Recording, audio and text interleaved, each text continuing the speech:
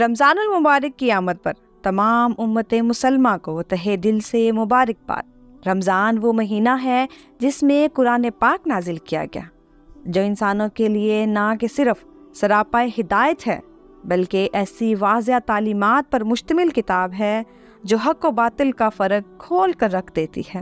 اس ماہ میں روزے بھی رکھے جائیں گے اور تراویح بھی پڑھی جائے گی۔ یہ دونوں عبادتیں باعث مغفرت ہیں۔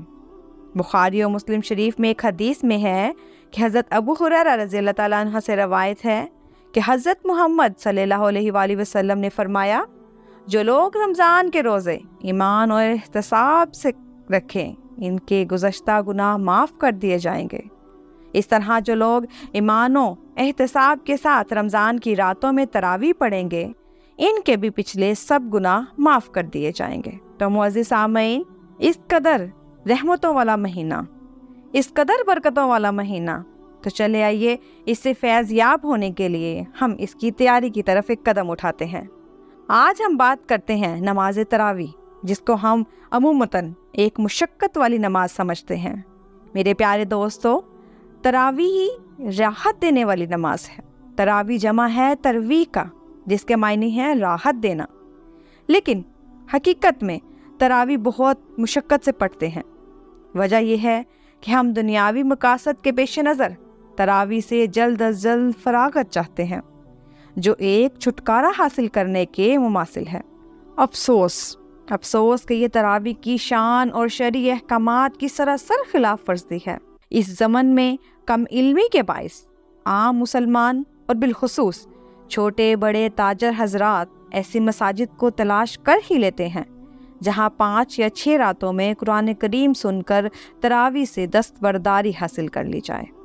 افسوس ہے کہ ہمارے حفاظ کرام اس قسم کے حضرات کی خواہشوں کی تکمیل کے لیے یا تو تیار ہو جاتے ہیں یا ایسا کرنے پر مجبور ہو جاتے ہیں، جبکہ احکام الہی ہے کہ قرآن کریم کی تلاوت ٹھہر ٹھہر کر اطمینان سے کریں، کیونکہ دوران تلاوت تلفظ کی غلطی ہو گئی تو لفظ کے معنی ہی بدل جائیں گے۔ لہٰذا 5-6 دنوں میں تراویح کی تکمیل کی خاطر جلد بازی میں اگر حافظ صاحب تلفظ میں غلطی کر گئے تو یہ دانستہ طور پر غلط عمل ہے اور ہمیں ایسی صورت میں ثواب کی امید نہیں رکھنی چاہیے۔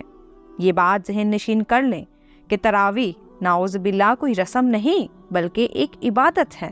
اس عبادت کو ہمیں رمضان شریف کی ساری راتوں میں پھیلانا چاہیے۔ اللہ تعالیٰ نے ہر نیک کام کو انجام دینے کے لیے آسانیاں فراہم کی ہیں، لہٰذا درج ذیل امور کو اختیار کر کے ہم تراویح کو راحت والی نماز بنا سکتے ہیں۔ میرے پیارے دوستو، حرمین شریفین کی ترتیب تراویح کی نقل کی جائے تو ہم اس نماز کو راحت والی نماز بنا سکتے ہیں۔ مثلاً 29 رمضان تک قرآن کا دور مکمل ہوتا ہے۔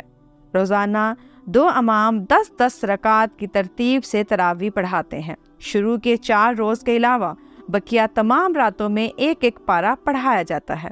ملک کے جنوبی علاقوں کی طرح اگر سارے شہر میں ایک ہی ترتیب پر تراویح ہو تو کسی خاص مسجد کی پابندی ضروری نہیں ہوگی، لہٰذا آپ جس علاقے میں بھی ہوں گے وہاں کی مسجد میں عشاء کی نماز کے ساتھ تراویح بھی ادا کر سکتے ہیں، جس سے انشاءاللہ سابقہ ترتیب حاصل ہو جائے گی۔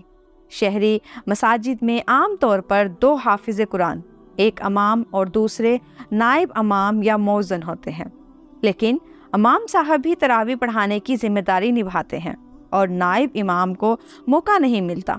اگر روز کے 10-10 پارے ان دونوں حفاظ میں تقسیم کر دیے جائیں تو نائب امام یا مؤذن کو بھی قرآن سننے کا موقع ملے گا اور احساس کمتری میں مبتلا نہ ہوں گے۔ میری مساجد کے انتظامیہ سے بھرپور درخواست ہے کہ اس طرح کے نظم و ضبط پر غور کرنے کی زحمت فرمائیں تاکہ ہم اپنی تراویح کو راحت والی نماز بنا سکیں۔ اللہ تعالیٰ ہم سب کو تراویح کی نماز پڑھنے کی توفیق عطا فرمائے اور رمضان المبارک کے پاک اور مقدس مہینے سے فیض یاب ہونے کی توفیق عطا فرمائے۔ آمین ثم آمین۔ امید کرتی ہوں آج کی ویڈیو آپ کو پسند آئی ہوگی۔ اسی طرح کی مزید ویڈیوز دیکھنے کے لیے میرے چینل کو لائک، شیئر اور سبسکرائب کرنا مت بھولیے گا۔ نیچے دیے گئے بیل آئیکن کو کلک کریں تاکہ ہمارے آنے والی ہر نئی ویڈیو کا نوٹیفیکیشن آپ کو مل سکے۔